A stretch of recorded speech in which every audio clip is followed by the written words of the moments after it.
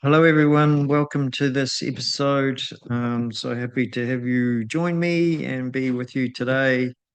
Trust that you are well and sending you many blessings. Thank you for being here. I would just like to share some more. It's a little bit of a follow on from my last heart sharing, and it's around reflection, really. Where will we start? Let's start with I feel that, and again, take what resonates, leave the rest behind. And I feel we come into this world and we choose everything. Everything is our own creation for a higher purpose, for us to explore, experience, and master.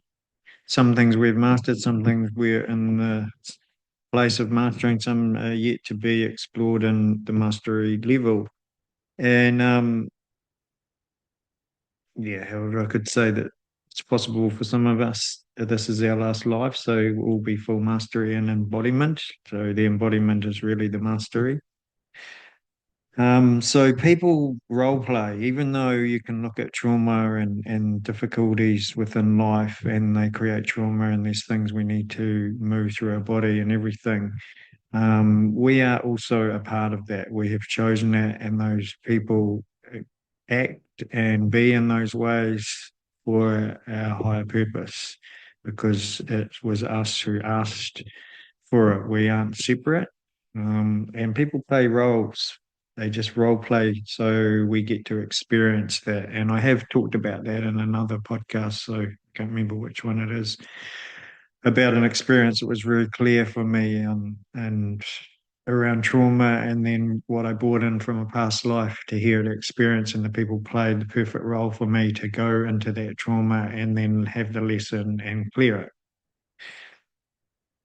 What I also will say about that is what I feel is the outer world reflects the inner world. So while we're carrying these hurts and we're not healing them, I mean, even in the process of healing them, and there's many people who aren't conscious enough to heal them, um, and it is shifting. There is an aspect of that being need to be played out in the physical. So for me, a classic example of that is our waters. Our waters are us. Our waters carry so much, and their emotions are within the waters, and that's where a lot of hurt is. And we are hard on ourselves. I know we have been a very strong critic of myself, and there are still parts of that within me. And if we think about how often we're judgmental to ourselves, to others, to how life is, and not relating from a conscious place, we're condemning ourselves, we're condemning our waters, we're toxifying ourselves, toxifying our waters. We're hurting ourselves, we're hurting our waters. So the planet and us are not separate. That planet is part of the physical. Um, and what we see in the physical aspect of living on Earth is there's a lot of contamination in the waters.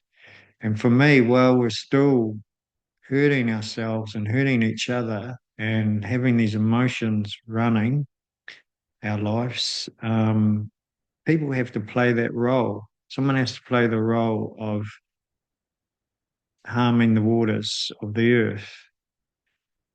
So for me, it's about one, taking self responsibility and just doing what I can for myself, because whatever I be gives permission for others to be that. It gives that connection for whatever I'm expressing, someone else can express. So it's first taking self responsibility of what am I doing with my waters. Then it's looking at the outer world and going, okay, so what am I choosing, as in consuming and buying, that are supporting or not supporting the companies that are playing that role where they are hurting the waters, and to not have judgment of them and where their conscious awareness is or isn't, or however you want to relate to it, just making a choice to just be in that loving frequency where I care for myself, which means I care for others. The more I love myself, the more I can love others and the planet and be connected and realize there is that oneness on that deeper level. And then my choices reflect that. So I don't, I look at how much plastic I use.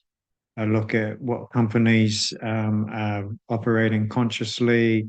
I look at buying local and supporting small businesses and local farmers and produce and living in that way. So therefore, I am making a difference.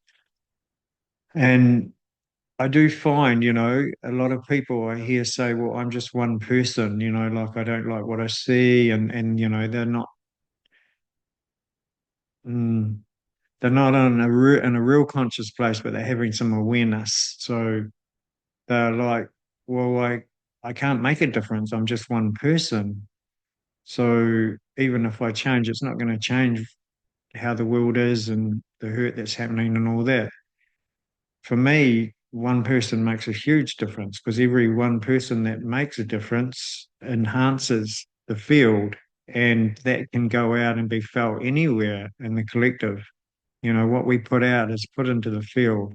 So there's that part of it's an invitation for others to be the same, and they can feel that within the field, even if they're not aware of it. Also, if you think about how many one persons there are in the world going, I'm just one person, you put all them together, that's many people, many, many people that would be doing something different. And just starting with something small, whatever it is, like your favorite biscuits, and going, okay, so who creates these? Who does, what's the packaging? What's happening there? Just research. If you're really in touch with self and intuitive, you can just tune in.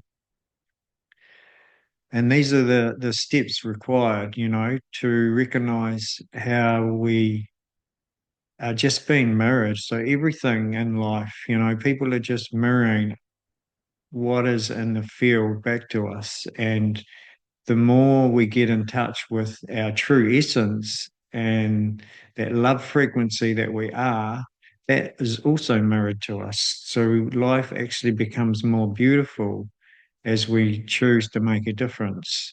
And it's not that those other things aren't happening, it's just that they're not happening so much in your life, and that feeds that. So we start to feed a supportive environment around us, which can go out and then be touched by others, and then someone else can do it, and that, and the more and more and more. And then these other people that are playing the roles of what is being reflected from our internal state of being changes as well, and they closed down, or they're destroyed, or whatever, however it plays out. It's not for me to say. So it just shifts that, and we start to live in a more harmonic field as one, because we are one regardless. We are here to explore and experience, and we've come here to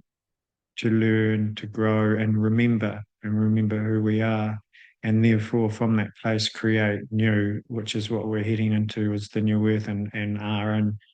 And it's all new, we can really drop everything we thought we are and come into that place of the unknown. And it's scary. It can be, yeah, challenging, but I feel staying in that density is challenging and scary as well.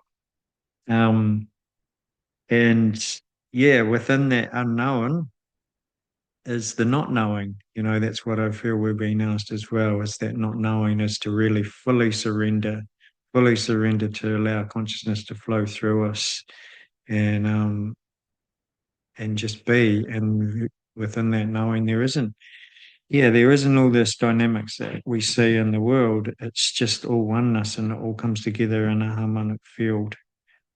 Um, I do feel there were some other things I was going to share with this, but I'm not feeling them right now. So, I'm just going to finish there. So I hope that's touched you in some way. I trust that it will reach those who it's meant to. And to be honest, I'm just expressing from my place of the heart, and I'm not attached to um, the outcome because I trust in and surrender to the flow.